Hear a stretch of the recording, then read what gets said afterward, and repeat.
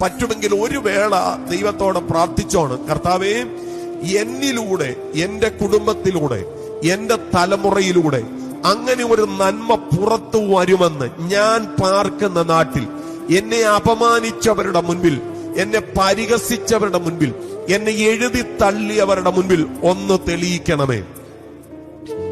എന്റെ പ്രിയരെ, അത് കർത്താവിന്റെ ഒരു ശൈലിയാണ്. അത് കർത്താവിന്റെ ഒരു ശൈലിയാണ്. അതുകൊണ്ടാണ് ശൗലിനോട് പറയുന്നത്, നീ ഒത്തിരി നാൾ പ്രസംഗിച്ചില്ലേ നസ്രത്തിൽ നിന്ന് ഒരു നന്മയും വരത്തില്ലെന്ന്. ഞാൻ നസ്രത്തിൽ നിന്ന് വരുന്ന നന്മയാണ്, നീ ഉപദ്രവിക്കുന്ന നസ്രനായ യേശു. ശൗലിനോട് അത് പറഞ്ഞെങ്കിൽ അത് തീർന്നിട്ടില്ല കേട്ടോ. ഇന്നും കർത്താവ് നമ്മോടുള്ള ബന്ധത്തിൽ അത് പറയാനായിട്ട് ആഗ്രഹിക്കുകയാണ്. യബ്ബേസ് വ്യസന പുത്രനാണ്, വേദനയുടെ പുത്രൻ. പക്ഷെ ദൈവം അവനെ തൊട്ടപ്പോൾ തന്റെ സഹോദരന്മാരിൽ ഏറ്റവും മാന്യനായി. അതേ ക്രമത്തിൽ ഞാൻ പറയാം, കർത്താവിന്റെ കരം നിന്റെ മേലൊന്ന് വീണാൽ, കർത്താവിന്റെ ആ നോട്ടം നിന്റെ മേലൊന്ന് വീണാൽ, കർത്താവിന്റെ ആ ദൃഷ്ടി നിന്റെ മേലൊന്ന് വീണാൽ, യബ്ബേസ് മാറിയതുപോലെ നീ മാറും. Download ShareChat.